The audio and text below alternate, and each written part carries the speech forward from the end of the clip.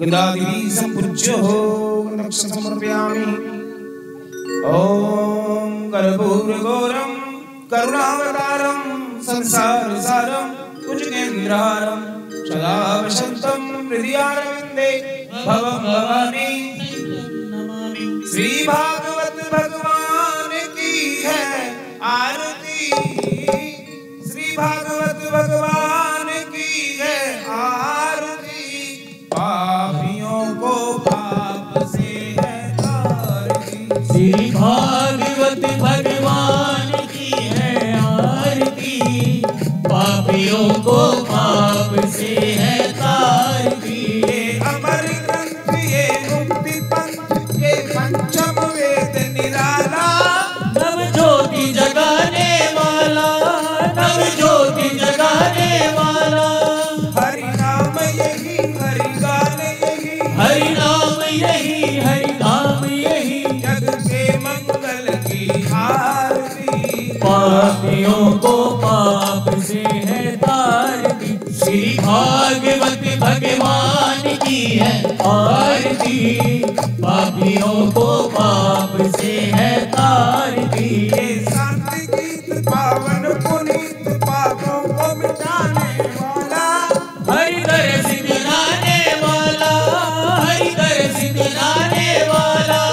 ये सुख करनी ये दुख हरनी, ओ ये सुख हरणी ये दुख हरणी। श्री मधुसूदन की आरती। पापियों को पाप से है तारती। श्री भागवत भगवान की है आरती। पापियों को पाप से है तारती। ये मधुर बोल जगपंथ खोल सन्मार्ग बताने वाला। बिगड़ी को बनाने वाला, बिगड़ी को बनाने वाला। श्री राम यही घनश्याम यही, ओ श्री राम यही घनश्याम यही। प्रभु की महिमा की आरती। पापियों को पाप से है तारती। श्री भागवत भगवान की है आरती। पापियों को पाप से है तारती। श्री भागवत भगवान की है आरती। पापियों को पाप से है तारती। आरती के में ज्वाला माली ने वृताक्षे नमः देवगो शांति अंतरिक्ष शांति पृथ्वी शांति रापय शांति रोगदय शांति वनस्पतय शांति विश्वे देवाः शांति शांति सर्वगुण शांति शांतिरेव शांति सामा शांतिरेधि। अनेंजलेन श्री गणनाथ पाली वंदनेन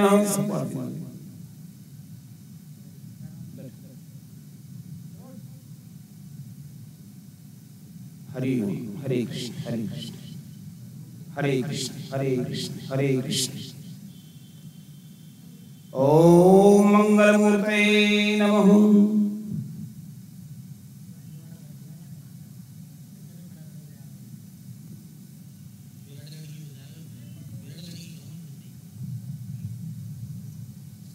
ओम रक्ताक्षे नमः।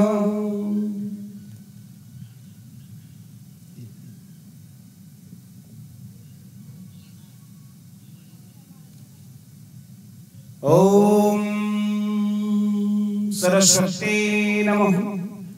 स्वस्ति श्री अकारण करुणा वरुणालय सच्चिदानंद घन अचिंत्य शक्ति अखंडानंद शुद्ध बुद्ध मुक्त नित्य स्वभाव।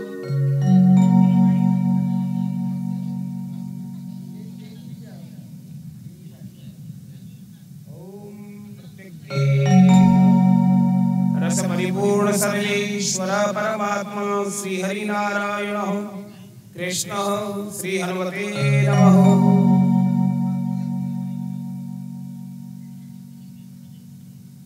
जय जय श्री राधे, जय जय श्री राधे, जय जय श्री राधे श्याम।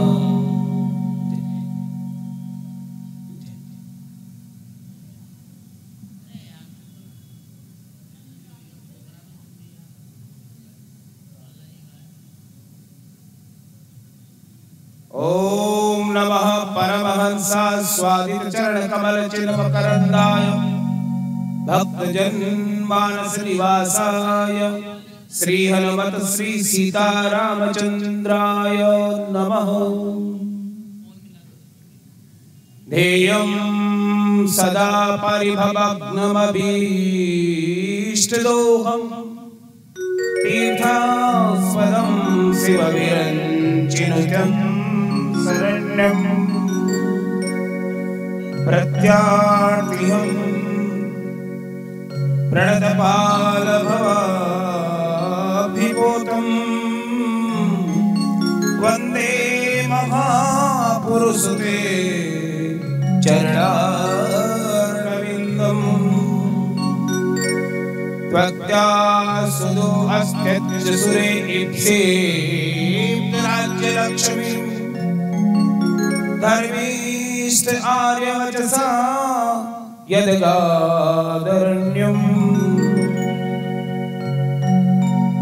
मायामृगं दीप्तिसितमन्वधावत् वन्दे महापुरुषते चरणारविन्दम् वनसीविभूषितकरालनवनीरदाभा पीताम्बरादरुणबिम्बफलाधरोष्ठा पूर्णेन्दुसुन्दरमुखादरविन्दनेत्रा कृष्णात्परं किमपि तत्त्वमहं न जाने। नारायणं नमस्कृत्यं नरं चैव नरोत्तमं देवीं सरस्वतीं व्यासं ततो जयमुदीरये। अज्ञानातिमिरान्धस्य ज्ञानाञ्जनशलाकया चक्षुरुन्मीलितं येन तस्मै श्रीगुरवे नमः।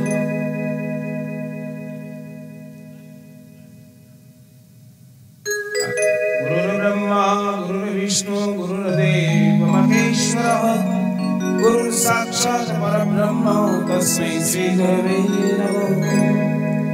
आनन्दमानन्दकरं प्रसन्नं ज्ञानस्वरूपं निजभावयुक्तं योगीन्द्रमीडं भवरागवेद्यं श्रीमद्गुरुं नित्यमहं स्मरामि। जय जय श्री राधारमण जय जय श्री राधारमण जय जय नवल किशोर जय गोपी चित चोर प्रभु जय माखन चोर। बोलिए कृष्णचंद्र भगवान की जय जय श्री राधे जय जय श्री राधे जय जय श्री राधे श्याम। आइए बालग्राम शिव मंदिर प्रांगण में भाग्य से भागवत कथा का श्रवण तीसरे दिन का प्रवेश। आज ठाकुर जी की कृपा हमने 2 दिन में महात्म्य सुना। सुखदेव जी का आगमन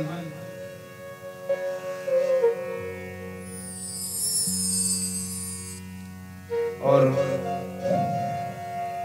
आज हम तृतीय दिवस में प्रवेश करते हैं। उससे पहले कुछ लोग शुद्ध कर रहे हैं। तू राधे राधे बोल रे तू राधे राधे बोल रे नाम अनमोल रे तू राधे राधे बोल रे नाम अनमोल रे मिलेगा सांवरिया हृदय पट खोल रे तू राधे राधे बोल रे नाम अनमोल रे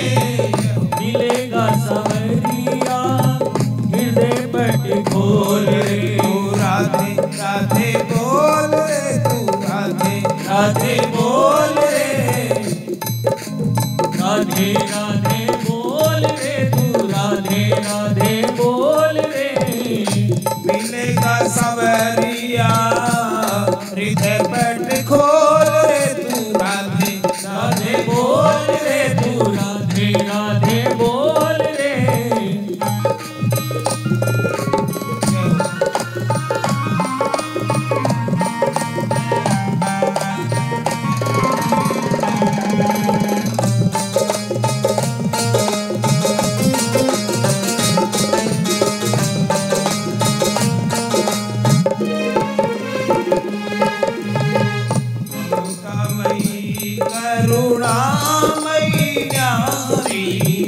ममतामयी करुणामयी प्यारी श्री राधे कृष्ण भान दुलारी श्री राधे कृष्ण भान दुलारी जिसके प्रेम अधीन हो गए जिसके प्रेम अधीन हो गए श्री नंदनंदन कृष्ण मुरारी श्री नंदनंदन कृष्ण मुरारी बिके बिना बोल रे बिके बिना बोल रे ना कोई तोड़ मोल रे तू ना कोई तोड़ मोल रे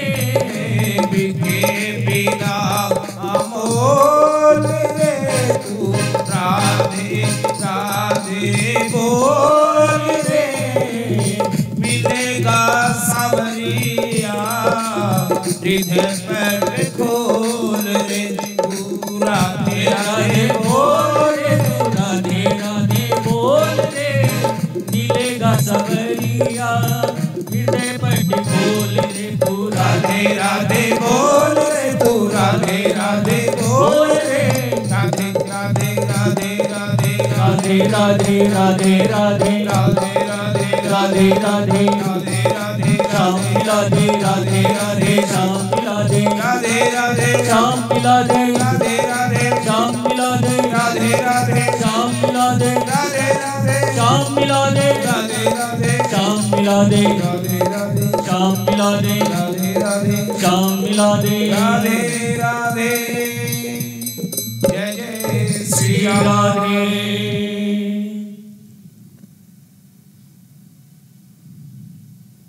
अब परीक्षित जी सुखदेव जी महाराज जी से हमने 2 दिन में सुना, पहले दिन महात्मा का, कल हमने सुखदेव जी का आगमन, और आते ही परीक्षित जी सुखदेव जी महाराज जी से प्रश्न कर देते हैं प्रिय मानस्य किम कर्तव्यम,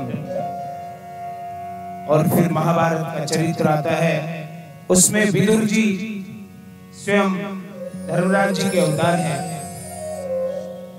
उनको भी श्राप मिला जिस वजह से उन्हें दासी पुत्र बनना पड़ा। और जैसे विदुर जी का नाम आया, परीक्षित जी हाथ जोड़ करके पूछते हैं सुखदेव जी महाराज जी से, यदा तू राजा ससुतानां साधुं पुष्पान धर्मेण विनष्ट दृष्टि भ्रातुरी विशिष्ट सुतान विबुद्धं प्रवेश लाक्षा भवने ददाह। कि हे सुखदेव जी महाराज, जिस समय धृतराष्ट्र अंधे तो थे ही, लेकिन अंधा किसे कहते हैं? आंखों से अंधा उसको अंधा नहीं कहते हैं, जो अंदर से भी अंधा हो, जिसको न्याय की संगति नहीं हो, उसे भी अंधा कहते हैं। तो धृतराष्ट्र आंखों से तो अंधे थे ही, वो अंदर से भी पुत्र मोह धृतराष्ट्र के मोह में फंस करके, और पहले ही उनकी आंखें अंदर से फूटी हुई थी, अंधे थे। ज्ञान विराग नयन अरगारी, जिसमें ज्ञान नहीं है उसमें वैराग्य नहीं है, वो भी बिना नयनों के है, वो भी अर्थात अंधा ही कहलाता है। विदुर जी धर्म के अनुसार चलते हैं और धृतराष्ट्र स्वार्थ के अनुसार चलते हैं। इस वजह से, और भगवान ने कहा धर्मो रक्षति रक्षत, धर्म की रक्षा करेंगे तो धर्म तुम्हारी रक्षा करेगा, और धर्म से ही अधर्म में चले जाएंगे तो फिर तो भैया जाना ही जाना है, नरक का मार्ग ही प्रशस्त होना है। और जब ज्ञान की कई बात विदुर जी ने बताई, आपको ऐसा नहीं करना चाहिए, आपके भाई के पुत्र हैं, देखा जाए तो पांडु ही राजा बनने के योग्य था, क्योंकि अंधा कभी भी राज्य नहीं कर सकता, आप तो वैसे भी अयोग्य थे। तीसरी बात, युधिष्ठिर कौरव वंश में बड़े हैं, उस हिसाब से भी युधिष्ठिर को राजा बनना चाहिए। आपने युवराज दुर्योधन को बना दिया, पुत्र मोह में अंधे होकर के, ये भी राज्य के विरुद्ध है। फिर जुआ खेल के उनको वनवास करवा दिया, मारने के लिए लाक्षागृह आदि में चेष्टाएं करी, फिर भी वो अपने 13 अज्ञातवास के काट करके वापस आ गए। आज उन्होंने 5 गांव मांगे हैं, स्वयं भगवान मनाने आए हैं, लेकिन फिर भी दुर्योधन ने अपनी स्वार्थ की नीति के अनुसार 5 गांव भी उन्हें नहीं दिए कि सुई की नोक के बराबर भी घर नहीं दूंगा। और आज जो कौरव वंश है युद्ध के कगार पर खड़ा है। मैं आपको अभी सलाह देता हूं, विदुर जी कह रहे हैं कि अब भी आप संधि कीजिए और भाइयों को जैसे भी हो उन्हें उनके हिसाब से जो उनका बनता है वो दीजिए। दुर्योधन ने जब ये बातें सुनी ज्ञान की तो आग बबूला हो गया, दरबार में आ गया और विदुर जी को बड़ा बड़ा बुला करने लग गया। अरे तुम तो उनका पांडवों का पक्ष ले रहे हो, तुम तो उनका ही खाते होंगे, तुम दासी पुत्र हो, दासी पुत्र बन के रहो, या राजा बनने की चेष्टा मत करो। हमारे ही टुकड़ों पे पल रहे हो और हमें ही सलाह देने चले हो, हमें ही राय देने चले हो। कैकेन मत्रो पुजहाव जिव्यं दास्यं सुतं यद बलिनेव पुष्टः। दुर्योधन कह रहा है हमारे ही टुकड़ों पे पल रहे हो और हमें ही सलाह दे रहे हो, ऐसे नहीं होगा। धृतराष्ट्र जी की तरफ विदुर जी ने देखा, मैं बड़ा हूं, मंत्री पद पर हूं, रिश्ते में चाचा लगता हूं, फिर भी आज ये बालक मुझे ऐसी कह रहा है अनीति की बातें। धृतराष्ट्र जी की तरफ देखा, धृतराष्ट्र जी नजर झुकाए बैठे हैं, मौन है, और जहां कोई सलाह नहीं माने ना तो जबरदस्ती सलाह भी नहीं देनी चाहिए। विदुर जी समझ गए कि जब सारे ही चाटुकार हो जाते हैं, कोई सच्ची सलाह नहीं देता, तो फिर राज्य का डूबना या व्यक्ति का डूबना निश्चित है। और तुलसी बाबा ने लिखा है, सचिव वैद गुरु तीन जो, सचिव वैद गुरु तीन जो, प्रिय बोलई भय आस, राज धर्म तनु तीन करी, होई बेगी नाश। सेनं धनुर्धारी निधायं मायां गतव्यथो या दुर्मानयाना, शैलेर्गत कौरव पुण्य लब्धो गजाहया तीर्थ पदहो पदानि। सचिव जो सलाहकार होता है, वैद्य और गुरु, ये 3 बताए। अगर ये सही सलाह नहीं देंगे, बुखार हो जाने तो कड़वी दवा खिलाते हैं, नहीं जी मीठी दो, मीठी से तो गड़बड़ हो जाएगी। सचिव भी अगर सही तरीके से सलाह नहीं देगा तो पतन निश्चित है। और गुरु भी हमें अंधकार से प्रकाश की ओर ले जाता है, अगर वो भी गलत सलाह देगा, गुरु भी गलत हमने बना लिया, तो वो भी पतन का रास्ता कर देगा।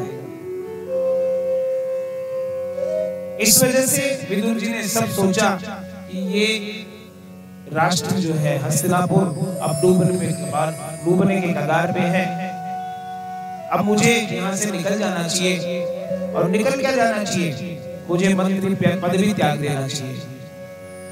और वहीं से उन्होंने हाथ जोड़े, सारे अपने धनुष बाण जो थे दुर्योधन की डोडी पे रख दिए, थली पे, कि कहीं मेरे साथ में पक्षपात नहीं मिले, मेरे साथ पक्षपात नहीं लगे कि पांडवों की तरफ चले गए उनकी सहायता करने के लिए, और मुंह में घास लगा ली और वहां से तीर्थ यात्रा के लिए निकल गए। ऐसे ही रावण का पतन हुआ था। अस कहीं चला विभीषण जब ही, अस कहीं चला विभीषण जब ही, आयुहीन भये सब तब ही। जैसे विभीषण को लात पड़ी, बड़े भरा था, रावण ने लात मारी कि तू दुष्टों का बड़ाई कर रहा है, बड़ाई कर रहा है, मेरा साथ नहीं दे रहा। तो विभीषण वहां से चल दिया रावण भगवान राम जी की शरण में आने के लिए। उसी वक्त आयु नष्ट हो गई और आज वही बात यहाँ हो रही है। जैसे ही विदुर जी निकले, कौरवों की जो है आयु घटनी शुरू हो गई। इधर जो है तीर्थ यात्रा करते हुए आज विदुर जी जब घूमते घूमते आए तो रास्ते में उद्धव जी मिल गए। उद्धव जी भगवान कृष्ण के सखा हैं और जब भगवान कृष्ण जाने लगे प्रभास क्षेत्र से तो उन्होंने उद्धव जी को ही कहा कि आप भागवत का प्रचार प्रसार करो। और आज भी कहते हैं गोपी निकुंज वन है वृंदावन में, उसमें भगवान उद्धव जी कथा सुनाया करते हैं। उद्धव जी विदुर जी को मिल जाते हैं रास्ते में। विदुर जी प्रणाम करते हैं और कहते हैं अरे भैया उद्धव जी कैसे हो, भगवान कृष्ण कैसे हैं, कन्हैया कैसे हैं, और सब तो ठीक ठाक है ना। और जैसे ही भगवान कृष्ण का नाम लिया उद्धव जी मूर्छित से हो गए। सने केर भगवान लोक पुनरागत, क्योंकि भगवान तो अपने धाम को चले गए, शोक से व्याकुल उद्धव जी वहीं मूर्छित से हो गए। थोड़ी देर बाद में जब होश आया तो उद्धव जी कहते हैं विदुर जी भगवान तो अपने दिव्य धाम को चले गए, लेकिन हमें जो वो प्रदान करके गए ज्ञान के स्वरूप में श्रीमद् भागवत, उसका प्रचार प्रसार करने का आदेश देके गए हैं। और जैसे ही भगवान का गमन सुना विदुर जी की आंखों में आंसू आ गए। याद आ गई कि जब दुर्योधन की सभा में भगवान 5 गांव मांगने आए थे तो दुर्योधन ने मेवा मिष्ठान के लिए भोजन के लिए आग्रह करा था। भगवान ने वहां मना कर दिया था, मेरे घर में आए थे, क्योंकि जो अधर्म से कमाया हुआ धन है उसके भी अन्न नहीं खाना चाहिए। यही शिक्षा मिलती है। विदुर जी के घर गए, घर पे विदुर नहीं, घर पे विदुरानी, आवत देखे सारंग पानी। और जैसे भगवान को आते देखा तो विदुर जी को पत्नी थी बड़ी, विदुरानी जी बड़ी प्रसन्न हुई, सब कुछ भूल गई, क्या करूं, कहां बिठाऊं, कैसे करूं, क्या खिलाऊं। और भगवान गोविंद ने जाकर कहा कि बड़ी जोर से भूख लगी है, कुछ भोजन चाहिए, बिठाया, बैठो मैं भोजन का प्रबंध करती हूँ। घर में देखा कुछ केले पड़े थे और क्या कर रही है, छिलके देत खिलाई, गिरी गिरी देत गिराई। इतनी विभोर हो गई कि भगवान को केला छील के खिला रही है, लेकिन खिला क्या रही है, छिलके तो खिला रही है और गिरी गिरी सारी नीचे गिरा रही है। इतने में विदुर जी आ गए और विदुर जी ने आकर के देखा, अरे बावली क्या कर रही है, बोले क्या कर रही है, भगवान को केले खिला रही है। नीचे देखा तो केले तो सारे अंदर नीचे पड़े हैं, छिलके भगवान को खिला रहे हैं। बोला मुझे तो ज्ञान ही नहीं है, मैं तो विभुक्त हो गई, मैं तो इतनी विभोर हो गई, मुझे पता ही नहीं रहा मैं क्या कर रही हूँ। अब कैसे खिलाते हैं भगवान को, मुझे कुछ आता ही नहीं। तो विदुर जी ने कहा देख ऐसे खिलाते हैं, बड़े प्रेम से केला लिया, उसको छीला और भगवान को कहा प्रभु अब अर्पण कीजिए। और जैसे ही भगवान ने वो केला पाया तो पता है क्या बोले, बोले काका आनंद नहीं आया, जो छिलकों में आनंद आ रहा था वो इसमें नहीं आया। ये बातें याद करके और आज उद्धव जी को बता रहे हैं, आंसू आ गए दोनों के में, गले भैया कर रहे हैं उद्धव जी और विदुर जी। कह बैठे मुझे भी भगवान की कथाएं सुनाइए ना। उद्धव जी कहते हैं मैं तो नहीं सुना सकता क्योंकि मुझे कहीं जाना है। आप जो है मैत्री मुनि हरिद्वार के तट पे रहते हैं, उनके पास जाइए और जाकर के मैत्री मुनि से आप भागवत कथा सुनिए। आपकी जो भी जिज्ञासा है उसको पूर्ण कीजिए, क्योंकि मैं वैसे जो मेरे कंधों पे भार डाल के गए हैं, उद्धव जी कह रहे हैं भगवान जो मेरे कंधों पे भार डाल के गए हैं उसको भी मुझे पूरा करना है। विदुर जी वहां से चले, मैत्री मुनि जी के आश्रम में पधारे और आकर के हाथ जोड़ करके मुनि को प्रणाम किया और कह बैठे कि कुछ प्रश्न हैं जो मेरे दिमाग में चल रहे हैं, प्रभु आप उनका समाधान कीजिए।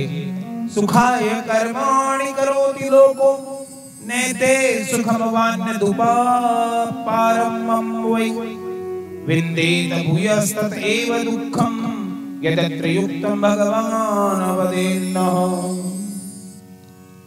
विदुर जी भगवान से कह रहे हैं कि हे प्रभु, ये संसार का जो प्राणी है ना, सब सुखी होना चाहते हैं। और सुखी क्या, ऐसा कोई व्यक्ति नहीं है जिसे सुख नहीं चाहिए। कोई भोजन चाहता है, लेकिन भोजन भी जब आता है सामने तो उसमें कमियां निकल जाती हैं। कोई वस्तु चाहता है तो वस्तु में भी कमियां निकल जाती हैं, संतुष्टि नहीं होती। इसके लिए लोग दिन रात लगे रहते हैं, लेकिन फिर भी वो व्यक्ति सुखी नहीं हो पाता। इसका कोई उपाय ऐसा क्यों है? मैत्रेय मुनि कह रहे हैं विदुर जी आप तो स्वयं धर्म के अवतार हैं, आपने बहुत सुंदर प्रश्न किया है। संसार में सुख नहीं, अभी तो दुख ही दुख है, और जिसमें हम सुख खोजते हैं सिर्फ भगवान की शरण में जाने से ही सुख मिलता है। अन्यथा तो जीवन भर व्यक्ति लगा रहता है, कोई तन दुखी, कोई मन दुखी, कोई तन दुखी, कोई मन दुखी, और कोई धन बिन रहत उदास। कोई तन दुखी, कोई मन दुखी, कोई धन बिन रहत उदास। अरे थोड़े थोड़े सब दुखी, सुखी राम का दास। ठाकुर जी की जो शरण में चला गया वो सुखी है। सूखी मिली, सूखी खाली, मक्खन मिश्री मिली, वो ले लिया, ठाकुर जी को भोग लगाया, प्रसाद पा लिया, अन्यथा सब दुखी है। जीव जो सहज सुख राशि था, जिसके पर आनंद ही आनंद और सुख भरा हुआ था, अज्ञान के परत के कारण वो दिखाई नहीं देता है। सुख क्या है? गर्मी लगी, एसी लगा लिया, एसी में सारे दिन रहे, थोड़ी सी धूप में बाहर निकले तो क्या हो गया? जुकाम लग गया, फिर परेशानी। ठंडाई, हीटर लगा लिया सुख के लिए, क्षणिक सुख के लिए, बाहर निकले तो फिर गड़बड़ हो गई, सरद गर्म हो गई। जीभ के स्वाद में कुछ चीजें खाली, पता लगा पेट गड़बड़ कर गया। थोड़े से सुख के लिए ही दुखी हो जाता है व्यक्ति। और ठाकुर जी की शरण में चला जाए तो वो व्यक्ति कभी भी दुखी नहीं होता। जान सूर्य आगार बसई राम सर चापधर, ईश्वर सर्वभूतानां हृदय देशे तिष्ठति। क्योंकि वो अपने मन में देखता ही नहीं कि मेरे मन में ही ठाकुर जी विराजमान है, वो भागता रहता है। जो चीजें भगवान ने कहा मन में बैठ जाता हूं, मन में कोई ढूंढता ही नहीं है। इस तरह से जब कथा चल रही है उसी में प्रसंग आता है ब्रह्मा जी ने सृष्टि कैसे बनाई। ब्रह्मा जी की जब आंख खुली तो देखा एक कमल के पुष्प के ऊपर बैठे हैं। उन्होंने देखा चारों तरफ जल ही जल है, कुछ दिखाई नहीं दे रहा। नीचे देखा ये डंडी कहां से आ रही है, कमल की। उस कमल की डंडी में वो घुस गए, देखते रहे, कई दिन तक चलते रहे, वापस आ गए, पता नहीं चला वो छोड़कर। फिर समाधि लगाई तो आवाज आई, तपह तपह तपह। नीचे देखा एक व्यक्ति लेटा हुआ है, उसकी नाभि में से जो है कमल के पुष्प के ऊपर स्वयं ब्रह्मा जी विराजमान है।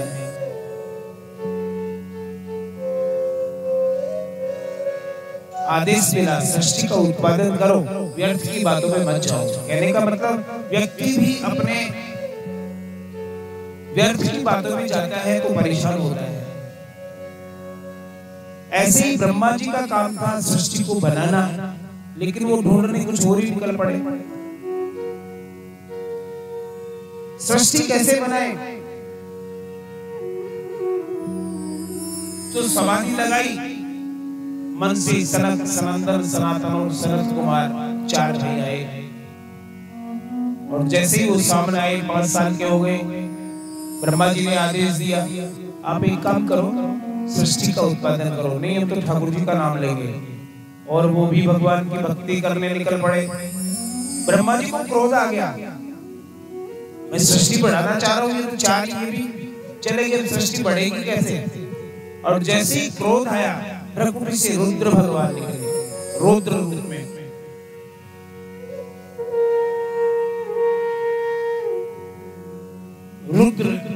रुद्र रूप में निकल से उनका नाम रुद्र पड़ा। फिर तो सोच में पड़ गए, क्या करूं क्या नहीं करूं। तो उनके शरीर से पसीना आ गया, नाक से श्लेष आ गई, जिससे सांप, बिच्छू, ये जीव जंतु जितने थे ये सब निकले। भूत प्रेत पिशाच डाकनी आदि की सृष्टि बन गई। अब तो फिर घबरा गए, अब क्या करें? फिर प्रार्थना करी, मेरे से सृष्टि नहीं बन रही। भगवान विष्णु ने कहा, आप तप कीजिए। फिर तप किया, शिव जी आ गया। शंकर भगवान तो वैसे ही बोले, बोले बाबा सृष्टि नहीं बन रही, क्या करूं? कोई तो आप बताओ। बोला आप बनाओ। भोले बाबा ने कहा, ले भाई बना देता हूँ सृष्टि। 1 2 3 4 5 11। रोको रोको रोको, यानी ब्रेक लगते लगते 11 हो गए। 11 रुद्र। ये क्या है? ये तो भैया ऐसे ही रहेंगे, न मरेंगे। ऐसे ऐसी सृष्टि नहीं चाहिए जिसमें घूर्णन चक्र हो, बचपन से हो जाए, जवान हो, बूढ़ा हो, इस तरह की सृष्टि चाहिए। और इस तरह की सृष्टि तो आप ही बनाओ, मेरे से नहीं बनेगी। फिर उन्होंने अपने मन से जो है मरीचि निकाले, अत्रि, अंगिरा, पुलस्त्य, पुलह, क्रतु, भृगु, वशिष्ठ, दक्ष और नाग से कहते हैं देव ऋषि नारद जी निकले, जिनकी कथा हमने कल सुनी। अब ये भी अपने भजन में लग गए, हमें भी सृष्टि नहीं बनानी। ऐसे भृगु, वशिष्ठ, दक्ष और देव ऋषि नारद 10 ऋषियों को प्रकट किया ब्रह्मा जी ने। वाणी से ब्रह्मा जी ने सरस्वती मैया को प्रकट किया। अब हमने एक कथा सुनी थी, वो भी अपभ्रंश है कि सरस्वती पे मन टिक गया ब्रह्मा जी का, इसलिए श्राप मिला। बिल्कुल गलत बात। ये मंच पे बैठ करके देखो, आप कभी ब्रह्मकुंड सरोवर में जाएंगे, पुष्कर जी में जो ब्रह्मकुंड है वो हवन कुंड है ब्रह्मा जी। एक बार सृष्टि जब बना रहे थे, उस वक्त हवन वगैरह करते हैं जैसे, तो उन्होंने वो हवन कुंड बनाया। सभी देवता आ गए, बड़े बड़े ऋषि जो थे वो भी आ गए सृष्टि बनाने के लिए। लेकिन कहते ना जोड़े से बैठ गए। तो सबसे पहले उनकी पत्नी थी सावित्री, ब्रह्मा जी की। वहां बैठ करके हवन उनकी करते हैं जोड़े से। लेकिन आजकल क्या हुआ, माताएं बहनें क्या करेंगी, कहीं भी जाओ, चीज घर में पड़ी होगी, वो रोली बोली खरीदने में लग जाती है, ध्यान नहीं रहता। कहीं घूमने जाएंगी, चाहे कुंभ में गई भी, जब भी यही हाल है, पति ढूंढ रहे होंगे कहाँ था। अब एक तो चुटकुला भी आया था, बोला ये योगी बाबा बड़ा खराब है, ये पुलिस भी बड़ी खराब है। बोले क्यों खराब है? बोले मेरी पत्नी ना कुंभ के मेले में 4 बार गुम हो गई, 4 बार ढूंढ के लिए। बोले ना राधे राधे। कहने का मतलब सावित्री भी अपनी परचेजिंग करने बाजार में चली गई। समय निकला जा रहा था हवन का। हवन का जब समय निकला जा रहा था तो सभी देवताओं ने कहा प्रभु ब्रह्मा जी बैठिए, और ये समय जब निकल जाएगा तो हजारों लाखों साल बाद में दोबारा आएगा, सृष्टि नहीं बनेगी, क्या किया जाए? बोले बिना पत्नी तो मैं बैठ नहीं सकता, क्या करें? पत्नी तो अपनी मार्केट में खरीदने गई है, वो कब आएगी? तो सामने एक मालन की लड़की थी, फूल बेचने वाली। बोले इसको पत्नी बना लो। बोले ऐसे कैसे बना लो? तो मालन से पूछा तुम्हारी पुत्री हमें चाहिए। बहुत भाग्य की बात है, ऐसी कथा है।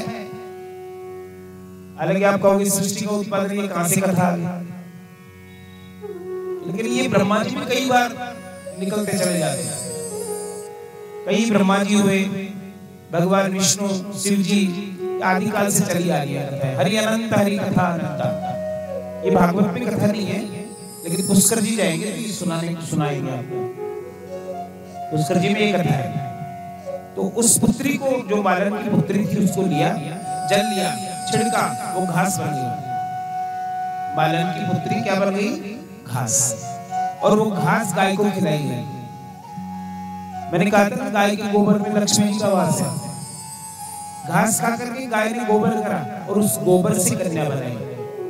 ब्रह्मा जी ने छींटे मारे, सजी हो गई, साथ में बैठ गई, नाम निकला गायत्री, जो वेदों की अधिकारिणी बताते हैं। गायत्री को साथ में बैठ करके जैसे ही संकल्प किया और सावित्री जी आ गई। आते ही झगड़ा शुरू, मेरे होते दूसरी पत्नी कहां से आ गई? ब्रह्मा जी को समझाने का टाइम कहां? श्राप दे दिया, सिर्फ कहीं पूजा नहीं होगी तुम्हारी, ऐसा करोगे तो। फिर जब पता लगा कि ये बात थी, गलती मेरी थी, मैं घूमने गई थी, तो उन्होंने कहा कि ठीक है, ये पुष्कर में तो आपकी पूजा होगी, बाकी हवन में भी पूजा होगी आपकी। और आज भी ब्रह्म सरोवर जाओ, वहां पुष्कर जी में तो एक पहाड़ी के ऊपर मुंह फेर करके सावित्री देवी का मंदिर है, नहीं बैठे। ये कथा है। जोड़िए वो ब्रह्म करके पुत्री वाणी से सरस्वती माता को निकाला, जो परम सुंदरी हैं, और अपनी छाया से कर्दम जी ऋषि को निकाला। इसके बाद में ये भी सब जो है अपना कमंडल उठा के चले गए। मानसिक सृष्टि नहीं बनी, ज्यादा नहीं चलती थी, मानसिक मन से बनाते थे और वो सारे नष्ट भी प्राय हो जाते थे। ब्रह्मा जी ने फिर उसके बाद में मैथुनी सृष्टि बनाई। भागवत में है कि अपने आधे अंग से स्त्री को बाएं अंग से निकाला और दाहिने अंग से मनु जी महाराज को निकाला। स्कंद पुराण में लेख है कि बुद्धि से सतविषा को निकाला और मन से मनु जी महाराज को निकाला। और बाएं अंग से निकालने के कारण ही वामांगी स्त्री कहलाती है। उन दोनों का आदेश दिया कि आप सृष्टि का उत्पादन करो। इसलिए हमें मनुवादी भी कहते हैं। मनु महाराज की संतान होने के कारण मनुवादी में कह रहे, बोलो जी मनु जी महाराज की। और भगवान मनु और सतविषा के 2 पुत्र हुए, 3 पुत्रियां हुई, देवहूति, आकुति और प्रसूति। और 2 पुत्र हुए, प्रियव्रत और उदानता। वहां से सृष्टि का समारंभ हुआ। और एक बार मनु जी महाराज ने ब्रह्मा जी से प्रार्थना करी कि महाराज एक हिरण्याक्ष है और हिरण्यकशिपु है, ये धरती को उठा के ले गए। अब सृष्टि बनाए तो रखे कहां? जल में। तो हमें पृथ्वी चाहिए ना, धरातल चाहिए। धरातल पे पानी में तो सृष्टि नहीं चल सकती। तो हिरण्याक्ष व्रत कीजिए। तो ब्रह्मा जी को छींक आ गई। छींक आई तो नाक से वराह भगवान का अवतार हुआ, अंगुष्ठ मात्र, और देखते ही देखते वो विशाल हो गए। बोली वराह भगवान की। वराह भगवान हुए। विदुर जी बीच में कहते हैं मैत्रेय जी से कि महाराज जी ये हिरण्याक्ष कौन था और हिरण्यकशिपु कौन था? या तो सृष्टि बनाने की बातें चल रही है और ये बीच बीच में कहां से आ गए? सृष्टि से पहले ही थे क्या? तो मैत्रेय जी कहते हैं कि महामुनि कश्यप जो थे उनके दिति, अदिति, तंतु, काष्ठा, सुरसा अनेक प्रकार की पत्नियां थी। ये हिरण्याक्ष और हिरण्यकश्यपु माता दिति के पुत्र हैं। हुआ क्या, एक बार संध्या कालीन दिति ने याचना करी संभोग के लिए। कश्यप ऋषि ने मना किया कि इस समय देखो भगवान शिव जो है ना संध्या के समय परिभ्रमण करते हैं, दोनों शाम मिलती हैं खड़ी खड़ी। जो संध्या कालीन समय है उसमें भगवान की पूजन अर्चन करनी चाहिए, भोजन भी नहीं करते। तो ये जो बेला है ऐसा घोर तुम बेला, इस समय जो स्त्री गर्भधारण करती है उसके शरीर से राक्षस प्रवृत्ति कई संतान उत्पन्न होती है। लेकिन कामातुर दिति माता ने कश्यप ऋषि से बार बार प्रार्थना करी तो उनकी मनोकामना कश्यप ऋषि ने पूर्ण करी, गर्भ ठहरा। अब जब इच्छा मानी, काम ज्वर शांत हुआ तो दिति को ज्ञान हुआ, भान हुआ कि मुझे ऐसा नहीं करना चाहिए था। तो अपने गर्भ में 100 साल तक गर्भ को रखा कि मैं बाहर निकालूंगी तो पता नहीं राक्षस पैदा होंगे। 100 साल तक रखा और इतना तेज उस गर्भ से निकला कि देवता लोग भी जलने लग गए, स्वर्ग तक जलने लग गए।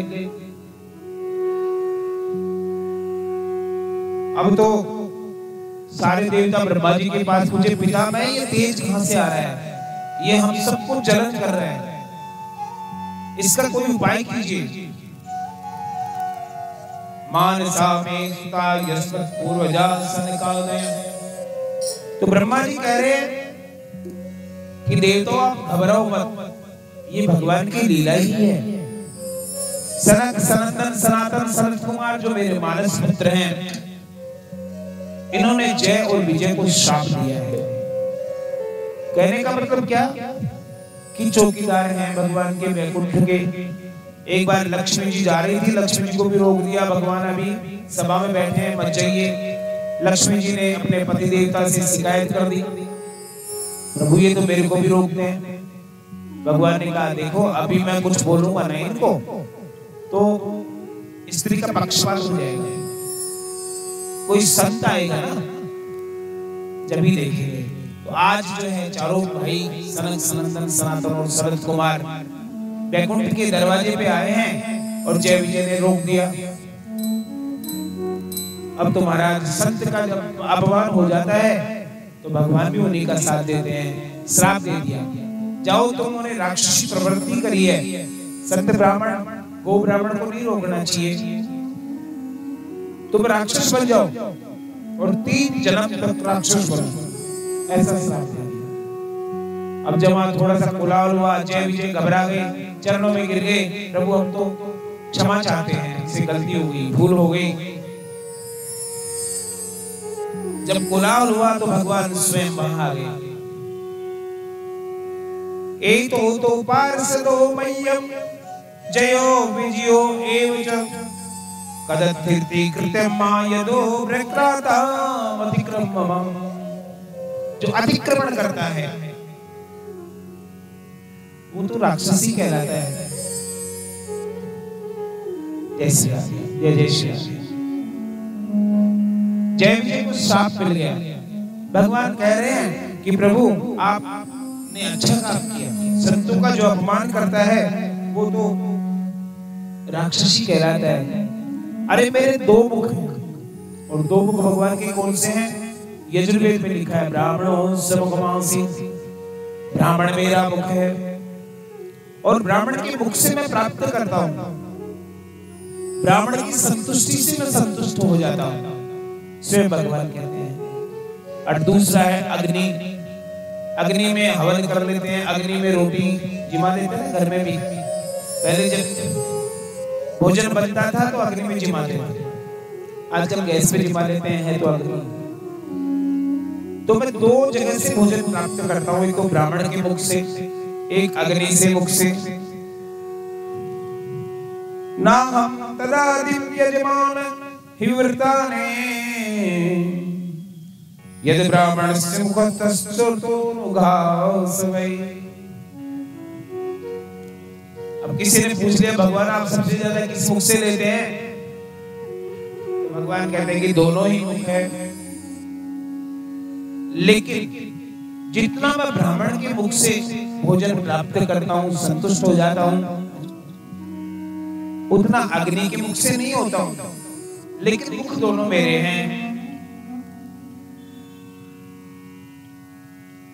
जब तो कहते हैं ना कि ब्राह्मण की संतुष्टि से ही ठाकुर जी संतुष्ट हो जाते हैं। अब दीदी ने 100 साल तक गर्भ में रखा, गर्भ को 100 साल तक सबसे प्रार्थना करने के बाद में वही जय और विजय आज हिरण्यकश्यप और हिरण्याक्ष के नाम से पैदा हुए हैं। और जैसे ही उन्होंने जन्म लिया उनका शरीर बिल्कुल विशाल हो गया, पर्वताकार हो गया, और मुकुट तो ऐसे लग रहा है जैसे आकाश में टच कर रहा हो, आकाश में लहरा रहा हो।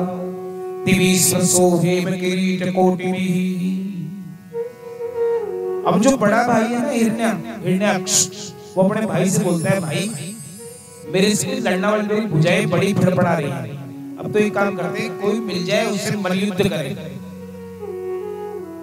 तो सबसे पहले जल देवता है ना वरुण देवता, वहां पहुंच गए और जल में किलोले करने लगे, समुद्र में जाकर के मैं आपसे युद्ध करना चाहता हूं। तो वरुण देवता आए, बोले क्या चाहिए? हिरण्याक्ष कहता है मैं हमारे साथ में युद्ध करो, कुश्ती लड़ो। वरुण देवता ने देखा इसको कहां जीतूंगा, तो बड़ा दिमाग लगाया, बोले भाई देख हम बूढ़े हो गए, अब वरना भुजाएं तो हमारी फड़फड़ाती थी, आज भी उठती है भुजाएं, लेकिन आज आशीर्वाद देने के लिए उठती है। और वरुण देवता ने तो अपना बहाना मार करके साइड में हो गए। हिरण्याक्ष वहां से चले तो सामने से नारद जी आ रहे थे, नारायण नारायण करते हुए। नारद जी बोला अरे बड़े नारायण नारायण करते रहते हो, आ जाओ हमारे साथ युद्ध करो। नारद जी ने कहा भाई हम तो कहाँ नारायण नारायण नारायण लड़ते हैं, हम कहाँ युद्ध करेंगे आपसे, विष्णु भगवान है ना वही आपसे युद्ध करेंगे। नारद जी ने सुलगा दी, बोला क्या करूं? बोला पृथ्वी का हरण कर लो, अपने आप ही छुड़ाने आएंगे। हिरण्याक्ष ने जो है पृथ्वी का हरण कर लिया। उससे पहले एक छोटी कथा स्कंद पुराण में और आती है कि सबसे पहले ब्रह्मा जी की जो पत्नी थी सावित्री, उनसे वेद चुराए, क्योंकि जब धर्म की हानि होती है हमारा धर्म ही नष्ट हो जाएगा, तो संस्कार कहां से आएगा बच्चों में? आज हम भी छोड़ देते हैं, मंदिर में कितने जाते हैं, व्रत वगैरह कहां करते हैं इतने, लेकिन फिर भी कुछ है, धर्म कहीं तो टिका हुआ है।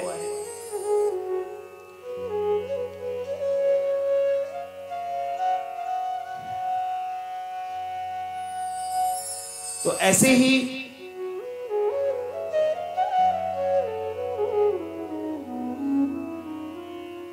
सावित्री जी से जब वेद हरण कर लिए, क्योंकि वेदों से ही तो ज्ञान मिलता है, वेदों से ही तो धर्म चलता है, और सारा वेद ला करके जल में घोल दिया। वहां भगवान ने मीन अवतार लिया मछली का, सारे वेद छान करके ले गए, ब्रह्मा जी को दोबारा पकड़ाया और दोबारा सावित्री को दे दिया।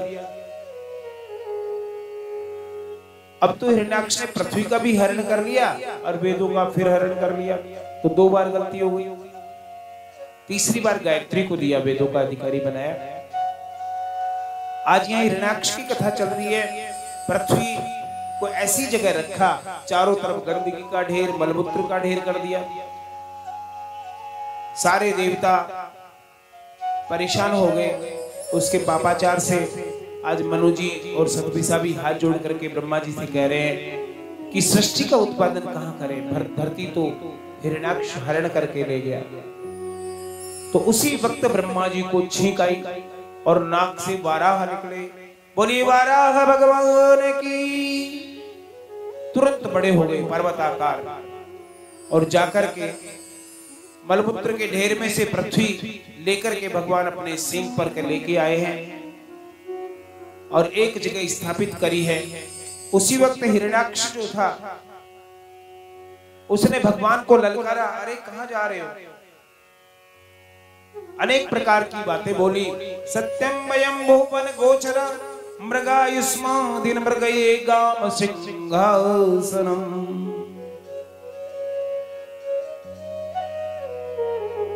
भगवान कह रहे हैं कि तुमने ठीक पहचाना, वो गालियां बक रहा था।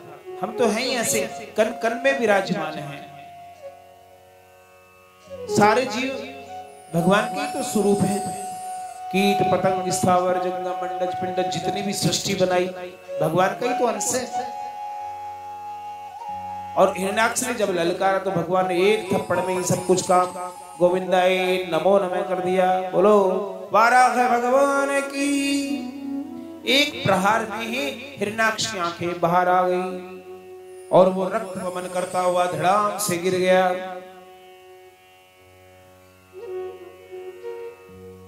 अब देवता देख रहे मरा कर नहीं करा। कई बार जैसे ही भगवान काम करते थे फूल बरसाते थे, लेकिन एक बार तो उनको भी विश्वास नहीं हुआ, तो यूं देख रहे, जय जयकार भी नहीं बोली। लेकिन थोड़ी देर तक वो खड़ा नहीं हुआ, 5-10 मिनट, तो काना फूसी करने लग गए, बोला गया ये तो। उस समय सबने देवताओं ने भगवान की स्तुति करी है। और देवता भी डर करके इस तरह से स्तुति कर रहे हैं कि कहीं ये जिंदा खड़ा हो जाएगा तो गड़बड़ कर देगा, तो डर करके स्तुति कर रहे हैं। ऐसा लेख है। अहो इमाम कौन लभते संसितम, कि हे प्रभु आपने इसको कौन सी गति प्रदान करी है। यम योगिनो योग समाधीना रयो ध्यायन्ति लिंगा दशदो मुमुक्षयाः तस्यैष दत्त ऋषभ पदाहतो मुखम प्रपश्यन्तमुत्सर्जः। कि हे प्रभु ये आप में ही विलीन हो गया, आप में ही आया, और हम आपके श्री चरणों में बार बार प्रणाम करते हैं। बड़े सौभाग्य की बात है कि इस दुष्ट का आपने दमन कर दिया। इसके डर से ना हम घर बार छोड़ करके मारे मारे कंदराओं में भागे भागे फिरते थे। इस मामले में कोई जोखिम भी नहीं लेते थे। भगवान को प्रणाम किया, भगवान प्रभु अंतर ध्यान हो गए और इस पृथ्वी पर फिर दोबारा से सृष्टि का विस्तार मनु जी महाराज और सतपिता के द्वारा हुआ। बोलिए मनु जी महाराज की। अब श्रीमद् भागवत में मनु और शतरूपा की 3 बेटियों का वंश पहले सुनाया गया है, आकुति, प्रसूति और देवहूति। इनमें देवहूति जो थी मजली थी, इनका भगवान कर्दम जी के साथ हुआ। कर्दम ऋषि हैं, जंगल में भगवान का ध्यान कर रहे हैं। उनकी एक शर्त थी, विवाह कर लूंगा, क्योंकि स्वयं ब्रह्मा जी आ गए। ये मनुपुत्र है, मनुपुत्री, आपको इनसे विवाह करना चाहिए। तो वरदान ले लिया उन्होंने कि 9 संतान होंगी, मतलब जब तक संतान नहीं होगी तब तक साथ रहूंगा, और संतान होते ही मैं चल दूंगा। कर्दम जी का जो आश्रम की कुटिया है, छोटी सी कुटिया है, उसमें सांप, बिच्छू, चूहे, पता नहीं क्या क्या, जो नहीं वो जानवर भी वहीं रहते हैं। कर्दम जी छोटी सी जगह में बैठे हैं, चारों तरफ गंदगी पड़ी है, लेकिन भगवान के ध्यान में मगन है। देवहूति मनु जी महाराज की पुत्री है, राजकुमारी, लेकिन पति के प्रति भाव का समर्पण, विवाह हो गया। कर्दम जी विवाह के पश्चात में समाधिस्थ हो गए, भगवान के ध्यान में मगन हो गए। आज देवहूति क्या करती है? सफाई करती है, भगवान को नहला देती है कर्दम जी को, और वहां कुटिया में साफ सफाई कर देती है। इंतजार कर रही है कब समाधि खुलेगी। और आज 1 दिन बीता, 2 दिन, हफ्ता, 15 दिन, महीना, साल, और कहते हैं बरसों बीत गए, कर्दम जी की समाधि नहीं खुली। कई साल बाद में जब कर्दम जी की आंख खुली, वृद्धावस्था आ गई, बुढ़ापा आ गया। देखा एक स्त्री है, वो निस्वार्थ भाव से सेवा कर रही है। कर्दम जी ने पूछा, मैं आपकी सेवा से बड़ा प्रसन्न हूँ। मैंने समाधि लगाई तो यहाँ गड्ढे ही गड्ढे थे चूहों के, आज तो साफ सुथरी लग रही है। आप कौन हैं देवी? देवहूति ने कहा, प्रभु कई साल पहले आपका और हमारा विवाह हुआ था, मैं आपकी अर्धांगी हूँ, पत्नी हूँ। कर्दम जी को याद आई, अरे आप हमारी पत्नी हैं। याद आया ब्रह्मा जी मनु सतपिसा ने आकर के विवाह हमारा कराया था। मैं प्रसन्न हूं, मांगो क्या मांगते हो? देवहूति जी कह रही हैं, पत्नी को पति से क्या चाहिए? संतान चाहिए, और क्या चाहिए? जो पत्नी सुख मिलना चाहिए वो मुझे नहीं मिला, वही तो चाहिए। बाकी मैं तो सेवा तो कर ही रहा हूं, मेरा कर्तव्य का निर्वहन कर रहा हूं। कर्दम जी ने मन से मनग विमान प्रकट करा। उसी वक्त कहते हैं 10,000 कन्याएं दास दासियां उस विमान में हैं, हर प्रकार का उपभोग का सामान उसमें है। दासियों ने देवहूति जी को स्नान कराया और जब बाहर निकले तो बिल्कुल तरुण अवस्था में 16 साल की सी कन्या हो गई। बोलिए कर्दम जी महाराज की। सहाम श्वास कलया त्वद्वीरेण महामुने तव क्षेत्रे देवहूत्या प्रणेष्ये तत्व संहिताम्। और एक एक करके 9 कन्याएं देवहूति जी की और कर्दम ऋषि की संतान के रूप में आई। कर्दम जी को याद आया, हमें तो तपस्या में जाना था, गृहस्थ जीवन में तो मैं गलत पड़ गया। तो देवहूति जी को कह रहे हैं, अब तो हमें चलना चाहिए, आपसे वादा किया था संतान हो जाएगी तो मैं भगवान की भक्ति में चला जाऊंगा। देवहूति जी ने हाथ जोड़ के कहा, प्रभु चले तो जाएंगे, लेकिन ये कन्याएं इनका विवाह तो कर जाते और एक भाई हो जाता, क्योंकि भगवान ने हमें आशीर्वाद दिया था, वरदान दिया था कि मैं आपके यहाँ पुत्र रूप में जन्म लूंगा। तो उनका भी हमें इंतजार करना चाहिए, क्योंकि भगवान ने मुझे वचन दिया था कि मैं एक बार मांगा कि आप जैसा चाहिए। भगवान से जब देवहूति जी ने मांगा संतान के रूप में कि प्रभु आप जैसा ही हमें चाहिए, तो भगवान ने कहा मेरे जैसा तो मैं ही हूं। तो हमें इंतजार करना चाहिए कि भगवान भी हमारे घर आएंगे। कर्दम जी ने कहा ठीक है, थोड़ा इंतजार और करते हैं, जब भगवान आएंगे उनके दर्शन करके फिर मुझे नहीं रोकना। बोला फिर कौन रोकेगा? कुछ समय बाद में मां की दो राजपुत्रित्थमात्मनम् प्रत्यनिंदिते भगवास्ते क्षरो गर्भ मधुरा संप्रपश्यते। और समय जब आया भगवान ने कपिल रूप में जन्म लिया। बोले कपिल जी महाराज की। एक आश्रम बीकानेर से आगे कपिल जी का है, एक गंगा सागर में है कपिल जी का। जहाँ जाते हैं ना मकर संक्रांति को, गंगा सागर में भगवान कपिल जाकर के तपस्यारत है।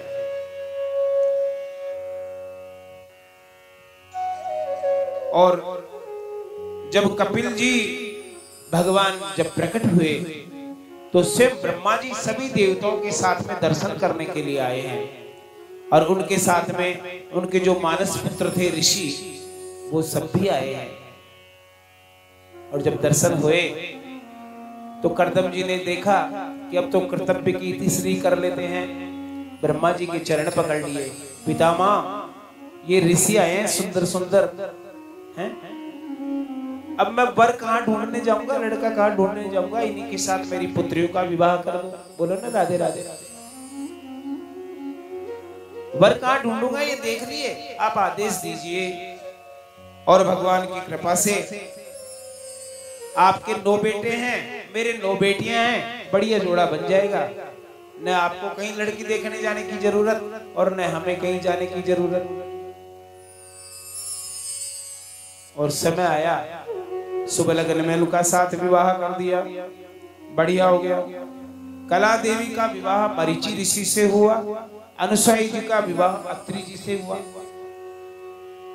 अभी कुंभ में गए थे अनुसुईया जी के आश्रम में, देख के आए।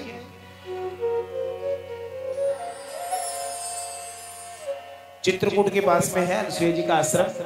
कुंभ में गए हो, देख के आए हो तो देख के आना कभी। तो कला देवी का विवाह हुआ मरीचि ऋषि के साथ में, अनुसुईया जी का विवाह हुआ अत्रि जी के साथ में, अरुंधति का विवाह हुआ वशिष्ठ जी के साथ में, और ख्याति का विवाह भृगु ऋषि है ना, उनके साथ में हुआ। शांति का विवाह अथर्वण के साथ में हुआ, और क्रिया का विवाह क्रतु के साथ में हुआ। हविर्भू का विवाह पुलत्स्य हुआ। इस तरह से दो बेटियों का विवाह करके प्रसन्न मन से समय पाकर के कर्दम जी भगवान की भक्ति में विलीन हो गए, वहां से चले गए गृहस्थ कार्य छोड़ करके, क्योंकि बेटियां भी ससुराल चली गई। कर्दम जी बोले कि अब बेटियों का दायित्व तो पूरा हो गया, अब आपके लाठी के रूप में ये बेटा कपिल है, और तो मेरे कर्तव्य की तीसरी हो गई। इतना कह करके भाई अब इतने दिन भक्ति नहीं करी, अब मुझे भक्ति करनी है। और कर्दम जी वहां से भक्ति के लिए भगवान के चतुर्थ चरण में आसक्ति ग्रस्त की छोड़ करके चल दिए।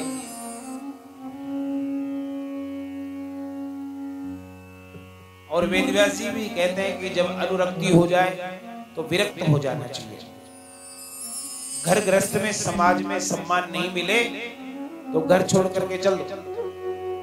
सम्मान मिले, लेकिन छोटी सी बात एक और है, हमारे यहाँ आश्रम बनाए। बचपन में बाल्यावस्था में ब्रह्मचर्य आश्रम बनाए, फिर गृहस्थ आश्रम बनाया, उसके बाद में वानप्रस्थ आश्रम, बोले पौड़ी में खाद डाल दो, बहू बेटी आ जाती है ना। उसके बाद में संन्यास आश्रम का दिया। लेकिन आज अगर 75 साल का व्यक्ति और माला लेकर के बद्रीनाथ जी की तरफ जाए तो घर वालों को जीने देंगे? बोले पड़ोस वाले वो कहते हैं कि बाप की सेवा तो हुई नहीं, चला गया। तो घर में रहकर भी विरक्त हो सकता है व्यक्ति। और वह कैसे होगा? बोलो एक सेठानी जी थी, गई गुरुजी के पास, गुरुजी बना लिए, कंठी पहन ली।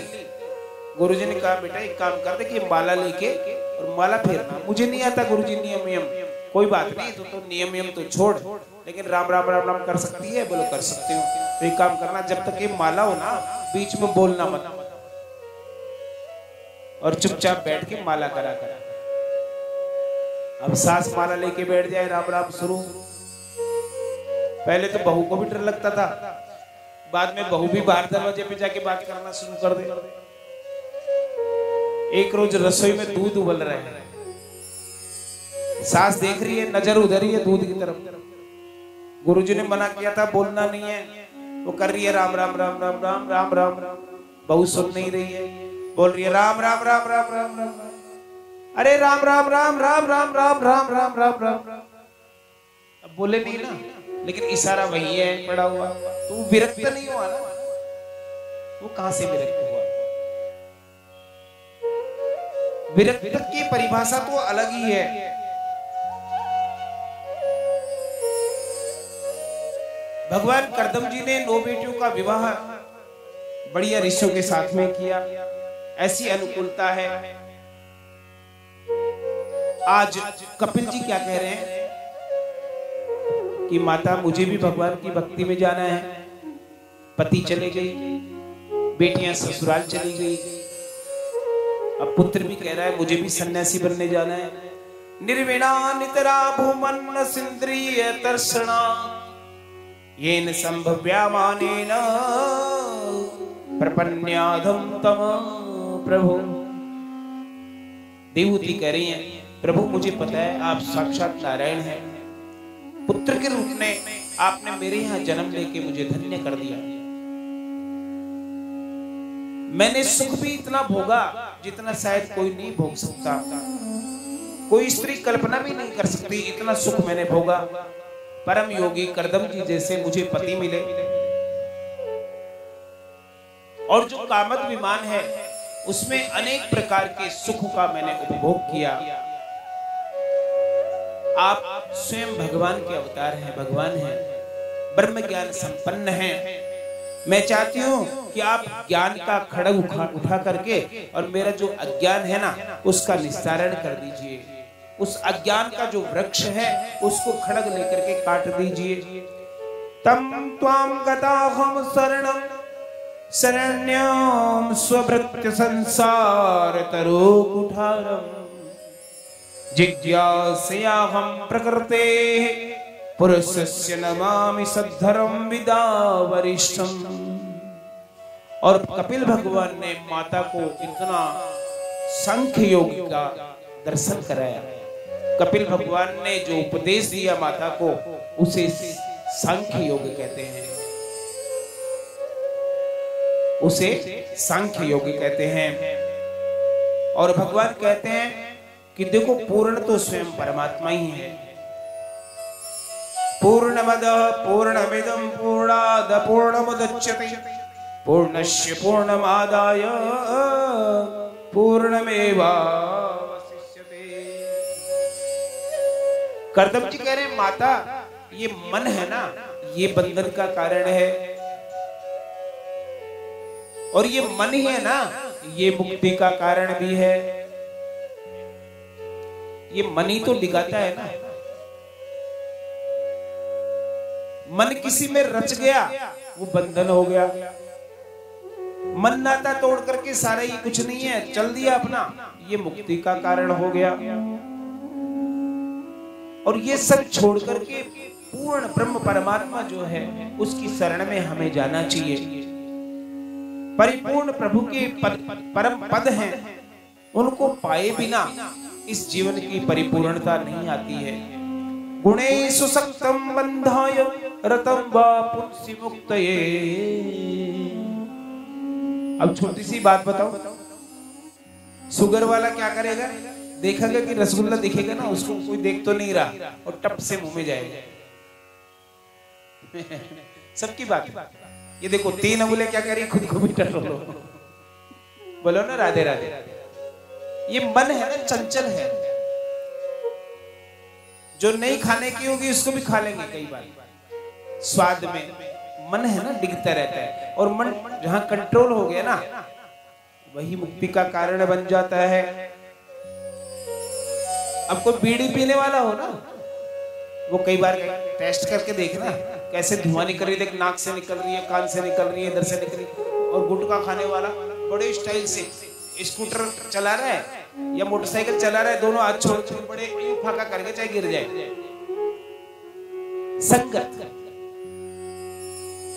संगत बिगाड़ देती है। अगर मुक्ति पाना है तो सत्संगति करनी चाहिए, सज्जनों की संगति। गली में जुआ खेल रहे हैं, उनके पास जाकर के देखोगे पुलिस वाले पकड़ेंगे, भाई मैं तो देख रहा था, 2 डंडे और मारेंगे, झूठ बोल रहे हैं, झूठ बोल रहे हैं। कहते हैं काले के पास बैठने से काला ही रखता है। ऐसे ही कपिल जी कह रहे हैं कि माता ये भगवान तो रसिक हैं, अपने भक्तों के सार हैं। हे माता ये भगवान क्या है बताओ? श्याम श्याम रट जा यही एक सार है, श्याम श्याम रटे जा यही एक सार है। सच्चा मुक्ति द्वार है ये, सच्चा मुक्ति द्वार है, सच्चा मुक्ति द्वार है ये, सच्चा मुक्ति। श्याम श्याम रटे जा यही एक सार है, श्याम श्याम रटे जा यही एक सार है। सच्चा मुक्ति द्वार है ये, सच्चा मुक्ति द्वार है, सच्चा मुक्ति द्वार है ये, सच्चा मुक्ति द्वार है।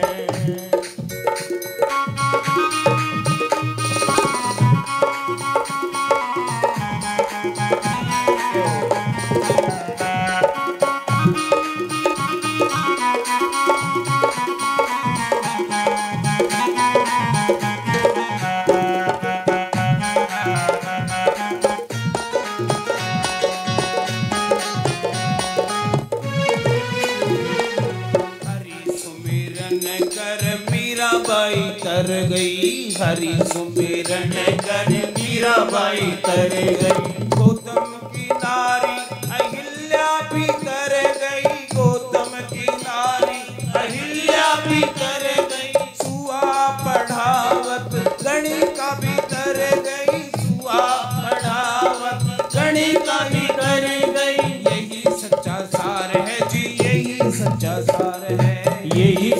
सार है जी, यही सच्चा सार है। श्याम श्याम रट जा यही एक सार है। श्याम श्याम रट जा यही एक सार है। सच्चा मुक्ति द्वार है जी, सच्चा मुक्ति द्वार है। सच्चा मुक्ति द्वार है, ये सच्चा मुक्ति द्वार है।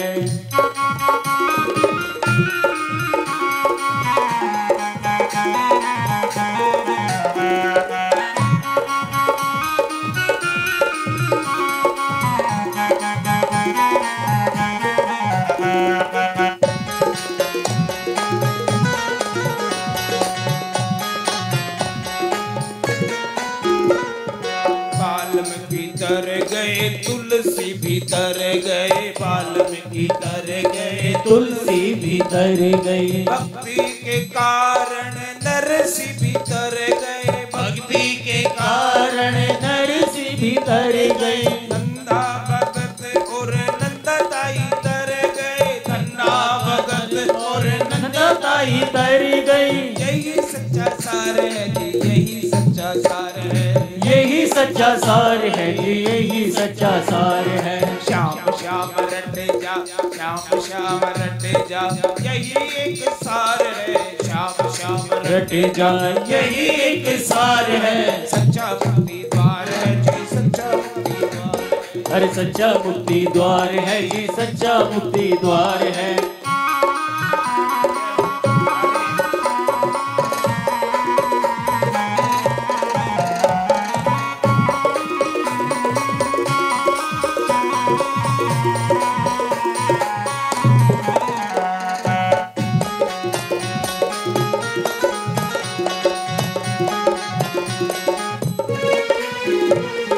भजो हरि को गिरधर गोविंद को, भजो हरि हर को गिरधर गोविंद को, केशव कन्हैया नटनागर को, केशव कन्हैया नटनागर को।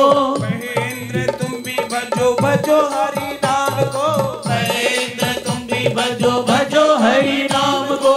यही सच्चा सार है जी, यही सच्चा सार है। यही सच्चा सार है जी, यही सच्चा सार है। श्याम श्याम रट जा यही एक सार है। श्याम श्याम रट जा यही संसार है। सच्चा मुक्ति द्वार है जी, सच्चा मुक्ति द्वार है। सच्चा मुक्ति द्वार है, ये सच्चा मुक्ति द्वार है। सच्चा मुक्ति द्वार है, ये सच्चा मुक्ति द्वार है। सच्चा मुक्ति द्वार है, ये सच्चा मुक्ति द्वार है। सच्चा मुक्ति द्वार है, ये सच्चा मुक्ति द्वार है। श्याम श्याम रटे जा यही एक सार है। श्याम श्याम रट जा यही एक सार है।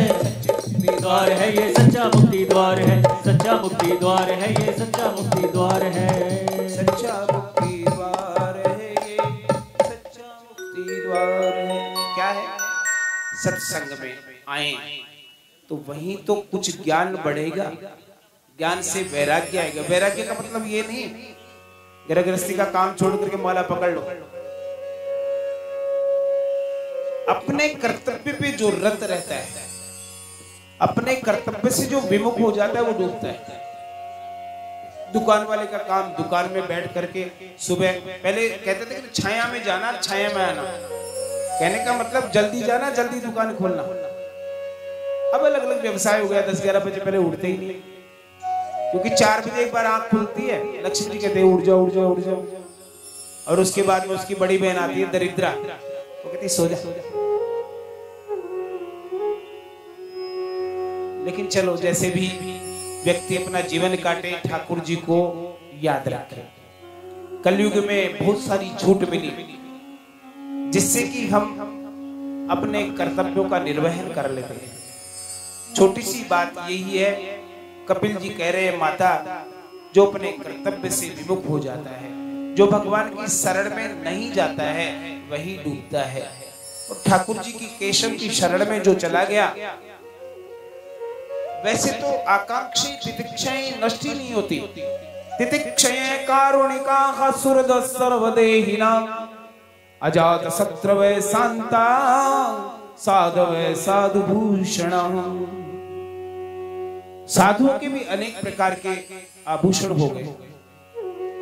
तितिक्षा आकांक्षाएं पूर्ति नहीं होती।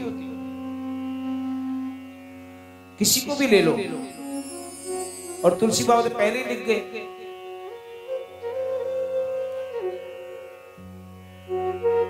संत पैसे वाले हो जाएंगे, गृहस्थी दरिद्र हो जाएंगे। कलयुग का यही प्रभाव है। भजन कम होंगे, लेकिन ऐसे नहीं कि सारे ही हैं। संत के दर्शन भी दुर्लभ है, और संत की माया से ही ये धर्म चलता है, और संत ही हमारे धर्म के प्रमुख हैं। लेकिन कुछ तितिक्षा वाले जो होते हैं वही डुबो देते हैं। अनेक प्रकार के गुरु हो गए जो भगवान की तरफ ले जाए, जो मुक्ति का मार्ग बताए, वो गुरु। और जो कहे मेरी आरती करो, भगवान नहीं है, वो तो हिरण्याक्ष और हिरण्यकश्यप की तरह है। यहां कपिल भगवान अनेक प्रकार के उपदेश देते हैं माता को। भगवान को कमल की संज्ञा दी गई, अनेक प्रकार का माता को उपदेश दिया, और इतना उपदेश दे दिया कि जो देवहूति माता है, नात्रियते यथा पूर्वम किनासा इव गोचरम। कपिल जी कह रहे हैं कि इस जीव की आसक्ति परिजनों से नहीं छूटती। दिन रात जो गाली देते हैं उनमें प्रीति बढ़ी रहती है। अनेक प्रकार से समझाया, और माता देवहूति इतनी द्रवित हो गई, भगवान में इतनी भाव विभोर हो गई कि वो जल पल्लवित हो गई, पूरा जल ही जल हो गया शरीर का। आज हम गुजरात में जाते हैं ना, अहमदाबाद में, जो हम देखते हैं कि यमुना भी उन्हीं की तर्ज पे बनेगी। क्या नाम है? साबरमती नदी। साबरमती नदी बन गई माता, आज भी उपलब्ध है, तीर्थ स्थान है। कपिल जी ने कहा कि इन सांसों का कोई भरोसा नहीं है, ये सांसें कब रुक जाए कोई नहीं जानता है। आप इंतजार कर रहे हो कि कल करेंगे, परसों करेंगे, ये जब मर्जी कर लेंगे। कई तो कहते हैं काल करे सो आज कर, और आज करे सो अब, पल में प्रलय होएगी तो बहुरी करेगो कब। और कई बार ये भी कहते हैं भाई 2 दिन बाद आए तो सही, देर आए दुरुस्त आए तो सही ना। कथा सुनिए, और ठाकुर जी जब डोरी खींचते ना तो अपने आप दौड़ा चला व्यक्ति आ जाता है, नहीं तो क्या होगा? इन सांसों का कोई भरोसा नहीं है। सांसों का क्या भरोसा, सांसों का क्या भरोसा, रुक जाए चलते चलते, रुक जाए चलते चलते। सांसों का क्या भरोसा, सांसों का क्या भरोसा, रुक जाए चलते चलते, रुक जाए चलते चलते। जीवन की है जो ज्योति, जीवन की है जो ज्योति, बुझ जाए चलते चलते, हो बुझ जाए चलते चलते। सांसों का क्या भरोसा, सांसों का क्या भरोसा, रुक जाए चलते चलते, रुक जाए चलते चलते। जीवन है 4 दिन का, जीवन है 4 दिन का, 2 दिन की जिंदगानी, 2 दिन की जिंदगानी। जब आएगा बुढ़ापा, जब आएगा बुढ़ापा, थक जाए चलते चलते, वो थक जाए चलते चलते। हो सांसों का क्या भरोसा, सांसों का क्या भरोसा, रुक जाए चलते चलते, रुक जाए चलते चलते। सांसों का क्या भरोसा, सांसों का क्या भरोसा, रुक जाए चलते चलते, रुक जाए चलते चलते।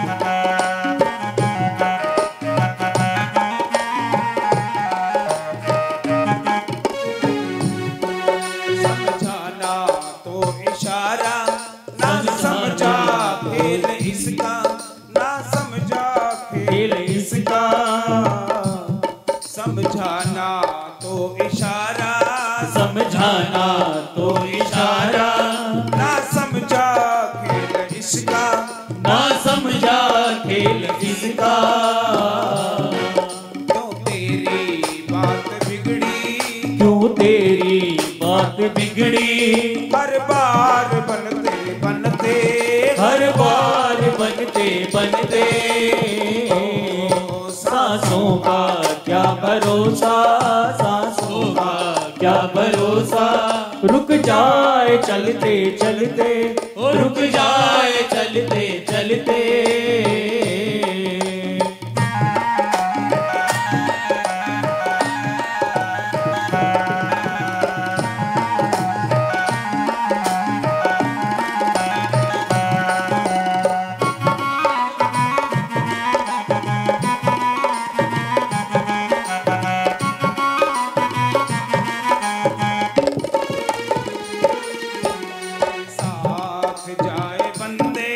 तेरे साथ जाए बंदे, हो तेरे कर्मों की कमाई।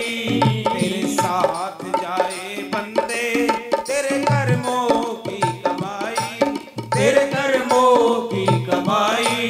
गए जग से बादशाह भी, गए जग से बादशाह भी, मलते मलते। सांसों का क्या भरोसा, सांसों का क्या भरोसा, रुक जाए चलते चलते, तो रुक जाए चलते चलते।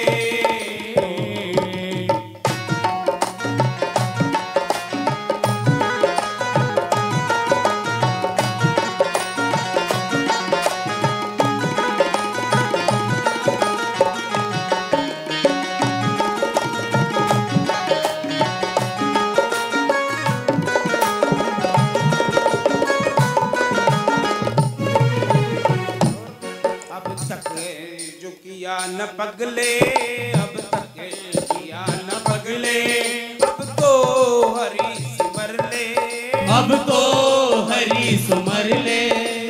ओ कह रही है ये जिंदगी की, कह रही है जिंदगी की। ये शाम ढलते ढलते, ये शाम ढलते ढलते। सांसों का क्या भरोसा, सांसों का क्या भरोसा, रुक जाए चलते चलते, रुक जाए चलते चलते। ओ जीवन की है जो ज्योति, जीवन की है ये ज्योति, बुझ जाए चलते चलते, बुझ जाए जलते जलते। सांसों का क्या भरोसा, सांसों का क्या भरोसा, रुक जाए चलते चलते, रुक जाए चलते चलते, और रुक जाए चलते चलते, रुक जाए चलते चलते।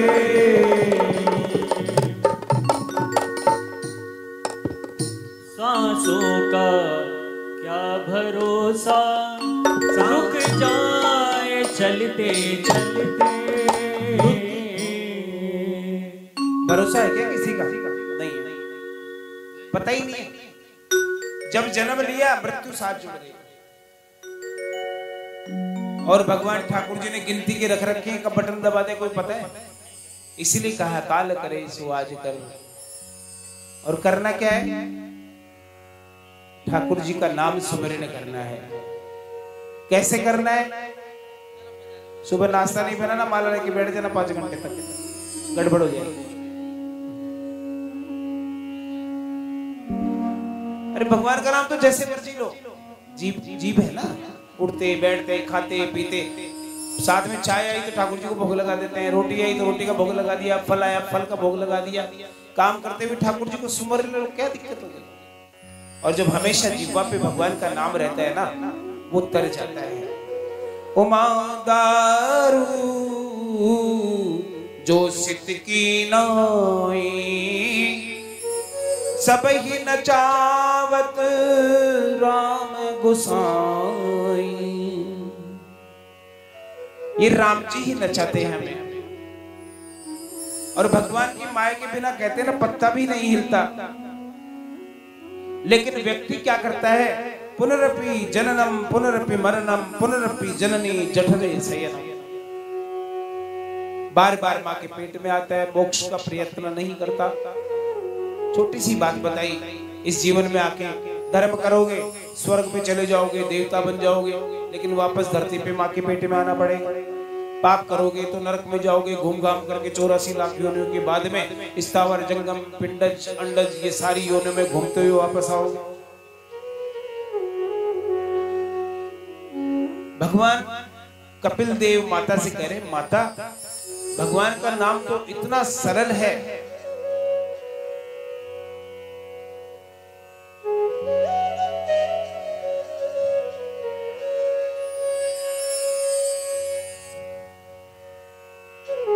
जिब्बा में कोई पैसे थोड़ी लग रहे हैं। तो ठाकुर जी को हमें हमेशा याद रखना चाहिए। क्षेमं न विदन्ति विना यदर्पणम् तस्मै सुभद्रस्वसे नमो नमः। बोलो देवहूति मैया की। तो माता द्रवित हो गई और साबरमती नदी बन गई। भगवान कपिल भी वहां से चले और गंगा सागर पे जाकर के और समाधिस्थ हो गए, वही तप किया। आज भी कहते हैं गंगा सागर में भगवान का स्थान है। भागवत में आगे बढ़ते हैं। मनोस्तु शतरूपायाम त्रिस्त कन्याश्च जग्गिरे आकुतिर् देवहूतिश्च प्रसुरिति विश्रुता। भगवान मनु और शतभिषा के 2 पुत्र हुए, 3 पुत्रियां हुई। हमने माता देवहूति का चरित्र सुना। बड़ी बेटी जो आकुति थी, उनका वह रुचि प्रजापति के साथ में विवाह हुआ, लेकिन उन्होंने पुत्री का धर्म का आश्रय लिया। पहला पुत्र ननिहाल में छोड़ देते हैं, ये पुत्री का धर्म है, ऐसा संकल्प किया। और इनके घर में भगवान जो यज्ञ हैं नारायण, यज्ञ नारायण प्रकट हुए। यज्ञ नारायण का विवाह दक्षिणा के साथ में हुआ, इसलिए यज्ञ करवा के दक्षिणा जरूर देनी चाहिए, उसके बिना फल नहीं मिलता। ब्राह्मण साधु संत कोई घर आते हैं तो उनको चाहे अपनी यथाशक्ति विभव के अनुसार कुछ देना चाहिए, खाली हाथ नहीं बेचना चाहिए कभी भी। जब भी हमारा गृहस्थ जीवन सफल होता है। दक्षिणा का अर्थ है दैसे दान अक्ष से तृप्ति हो, अणे यानी देना, जिससे तृप्ति हो देने वाले को भी और लेने वाले को भी। इसलिए यज्ञ नारायण का विवाह दक्षिणा के साथ में हुआ। उसके बाद में सुखदेव जी महाराज कहते हैं कि देवहूति मां के जो 9 बेटियां हुई थी, उनमें अनुसुईया जी का विवाह अत्रि जी के साथ में हुआ था। अत्रि जी के कोई संतान नहीं हुई तो अत्रि भगवान ने तप किया, और जब तप किया तो तीनों ही ब्रह्मा विष्णु महेश प्रकट हो गए। कहा वरम प्रियात, वर मांगो। अत्रि ने हाथ जोड़ करके कहा भगवान मैंने तो एक को पुकारा था, अब तीनों ही आ गए। अब आप एक काम करो, वस्तुतः कहते हैं ना GOD, गोड एक शब्द है, जनरेट ऑपरेट और डिस्ट्रॉय, और ब्रह्मा विष्णु से ही सृष्टि चलती है। तो आप तीनों एक ही हैं, अलग अलग नहीं हैं। आप तीनों ही पुत्र बन के मेरे घर में आ जाइए। आशीर्वाद दिया, तथास्तु कहा, अदृश्य हुए। इधर में नारद जी का पराक्रम चला। नारद जी नाम खराब कर रखा है, लेकिन नारद जी भलाई करते हैं। पहले पहुंच गए, भागवत में कथा नहीं है, भागवत में थोड़ी है।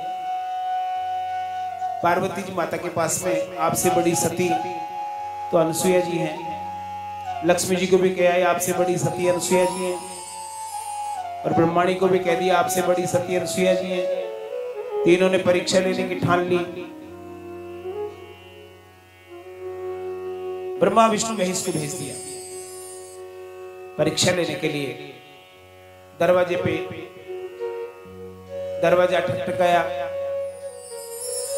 दरवाजा खोलिए, कौन है? भिक्षा चाहिए। भिक्षा भी लेके आती हूं, अनसुईया माता कह रही है।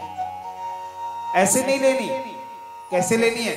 आप नग्न अवस्था में आए, जब हम भिक्षा लेंगे। बोले इतनी सी बात, कोई दिक्कत नहीं। अत्रि मुनि बाहर गए हैं, जल लिया हाथ में, पतिव्रता धर्म का संकल्प किया, छींटे मारे, तीनों छोटे छोटे बालक हो गए। एक एक महीने के बालक तीनों बन गए। माता अनसुईया उनको दूध पिला रही। कई दिन हो गए, 6 महीने के बालक हो गए। ब्रह्मा विष्णु महेश अपने अपने स्थान पे नहीं है। ब्रह्माणी जी लक्ष्मी जी को चिंता हुई, पार्वती जी को साथ लेकर के पहुंच गई माता के दरवाजे पे। माता हमारे पति, बोला जो अच्छे लगे ले जाओ, कौन से पति हैं ढूंढ लो। अब बालकों के रूप में पहचान नहीं पाई, चरणों में गिर गई। माता कैसे पता चले? इतने में अत्रि ऋषि आ गए। बोले ये क्या देवी, ये क्या लीला हो रही है? बोले 3 पुत्र आए थे, 3 बहुएं और आ गई साथ साथ ही। बोले ना राधे राधे राधे। अब जब बड़े हुए तो कहते हैं ब्रह्मा जी के अंश से चंद्रमा बने, जहां से सोम वंश चला, सूर्य से सूर्य वंश चला। तो ब्रह्मा जी के अंश से जो थे वो चंद्रमा बने, और जो शिव जी के अंश से हुए वो दुर्वासा जी बने। दुर्वासा जी के किस्से खूब सुनते हैं, बड़ी जल्दी क्रोध आता था। और नारायण भगवान के जो अंश से हुए वो दत्तात्रेय महाराज हुए। बोलिए दत्तात्रेय महाराज की जय। सोमो भूत ब्रह्मणो सेन दत्तो विष्णुस्तु योगवित् दुर्वासा शंकरस्यांसो निबोधांगिरस प्रजा। बोलो अनसुईया मैया की जय। ऐसी सती अनसुईया मैया हुई।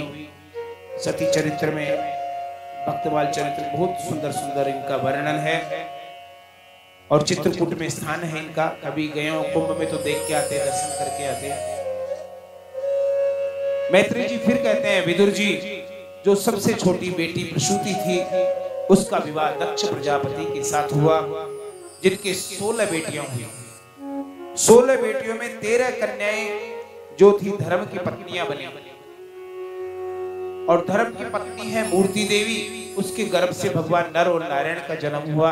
एक तरफ नारायण भगवान है जहाँ बद्रीनाथ जी का मंदिर है, और इस तरफ नर भगवान पर्वत है।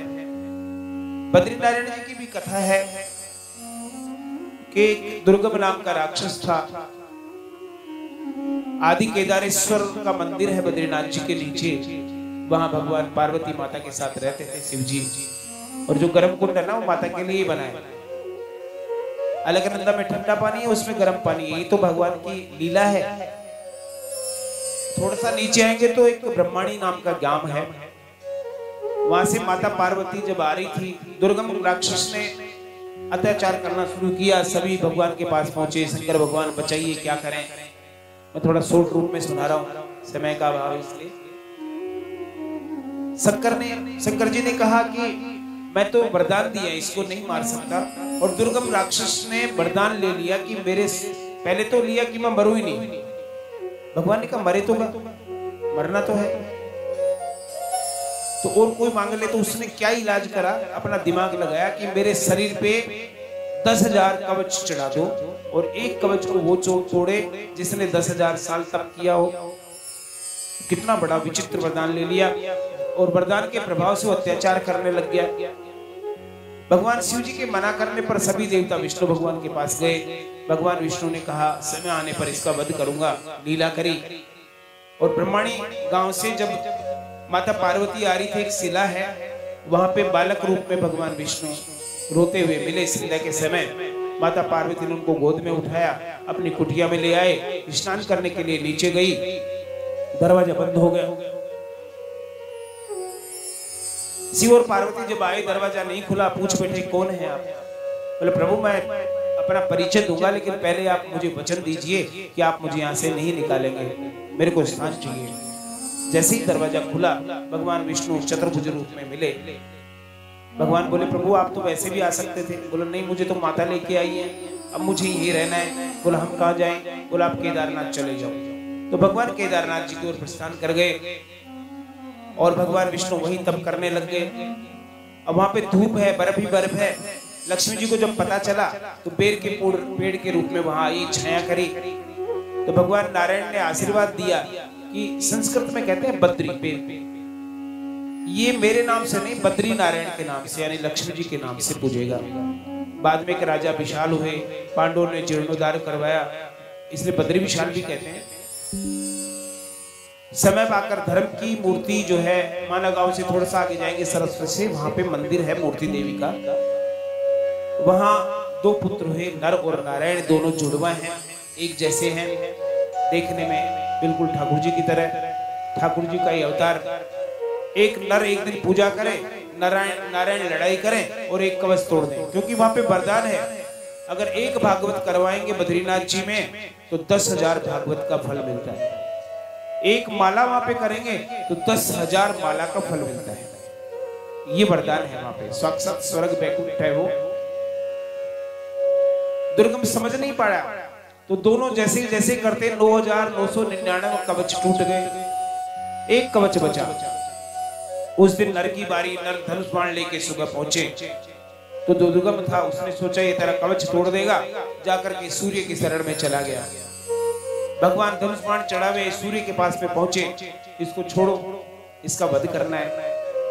सूर्य नारायण चरणों में गिर गए, प्रभु आप मार सकते हैं लेकिन ये मेरी शरण में आया हुआ है, आपने सिखाया शरण में आए की रक्षा करनी चाहिए। जो अपनी शरण में आ जाता है उसकी रक्षा करनी चाहिए, तो मैं रक्षा के लिए तत्पर हूं। पहले मेरा वध करना पड़ेगा, फिर इसको मारना पड़ेगा। भगवान ने कहा कोई बात नहीं, इसको द्वापर में इसका वध करेंगे। और द्वापर में वही नर अर्जुन बने, नारायण भगवान कृष्ण बने, और दुर्गम का नाम का राक्षस कौन बना? जो कवच कुंडल के साथ में पैदा हुआ था, कर्ण बना। इसलिए भगवान ने उद्धार किया। बोले नारायण भगवान की। और उनकी एक पुत्री है सती, उनका विवाह भगवान भोले शंकर के साथ में हुआ। विवाह किया, पिता नाराज है। दक्ष प्रजापति, मैत्रेय जी कह रहे हैं कि दक्ष प्रजापति राजा है, अभिमान हो गया। भगवान शिव एक बार सभा में बैठे थे देवताओं की में, लेकिन अभिमान जहां आ जाता है भगवान उसका भी निरादर करते हैं, उसको भी सबक सिखाते हैं। ठाकुर जी की लीला, शिव जी ने उनको प्रणाम नहीं किया। दक्ष प्रजापति ने अनेक प्रकार की गालियां देना शुरू कर दिया, अरे दुष्ट आदमी ये क्या कर रहे हैं, मैं तेरा ससुर हूं, तूने मुझे प्रणाम नहीं किया, ऐसा वैसा कई बातें कही। लेकिन भोलेनाथ ने कोई जवाब नहीं दिया, मुस्कुराते रह गए और भोलेनाथ वहां से उठ करके चल दिए। पीछे से जो गण थे उनकी भी भर्त्सना करी, भूत प्रेत गण जो थे।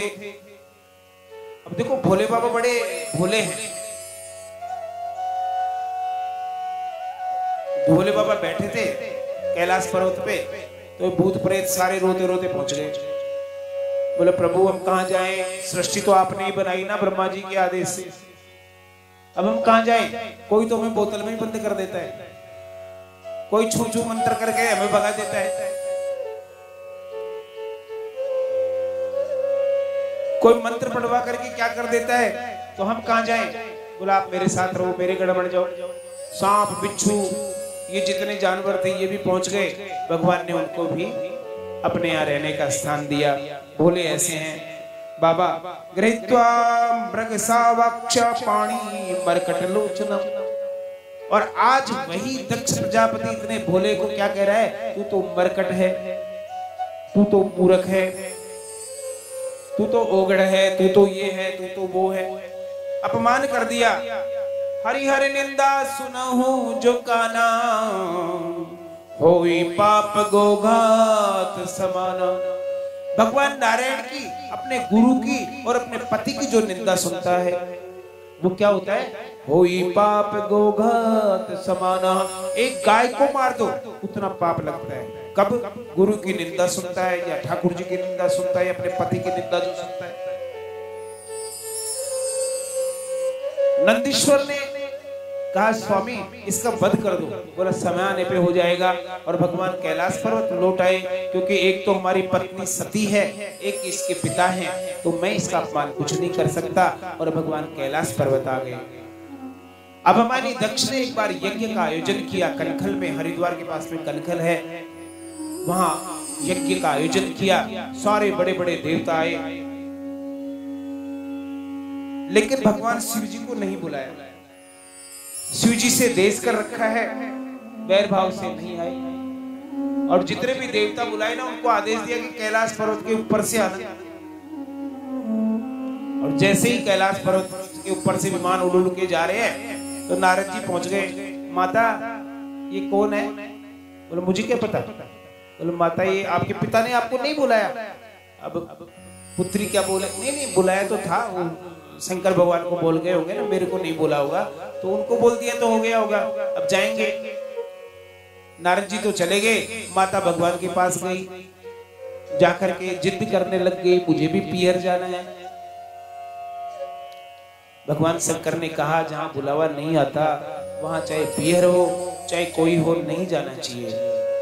आयोजन हो रहा है वहां नहीं जाना चाहिए। भगवान न करे किसी के दुख में सबसे पहले जाओ, सहायता करो। लेकिन सुख में विवाह आदि उत्सव है या कोई जन्मदिन का उत्सव है, बुलावा नहीं आए तो नहीं जाना चाहिए, चाहे पड़ोस में क्यों ना हो, चाहे अपने परिवार में रिश्तेदारी में क्यों ना हो। लेकिन दुख में अनजाना व्यक्ति भी है तो उसकी हेल्प करनी चाहिए, सहायता करनी चाहिए।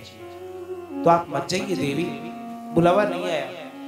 थोड़ी देर बैठी रही, लेकिन मन में वो कहते हैं ना लड्डू फूटते हैं या जैसे भी चाव चढ़ जाता है, मेरी माँ है नहीं बुलाए तो क्या हो गया। रिक्वेस्ट कर रही है भगवान से, प्रभु जाना है। और जब जिद ज्यादा हो गई तो पत्नी का हक होता है ना, पत्नी वाली जिद आ जाती है। ठीक है मैं जा रही। भगवान भोले बाबा ने देखा, आंख बंद कर ली और माता वहां दरवाजे तक चली गई। फिर मुड़ के देखा भोले बाबा तो आंख बंद करके बैठे, फिर वापस आ गई। अच्छा मैं जाऊं? फिर बाबा ने आंख खोली, फिर बंद कर ली। जवाब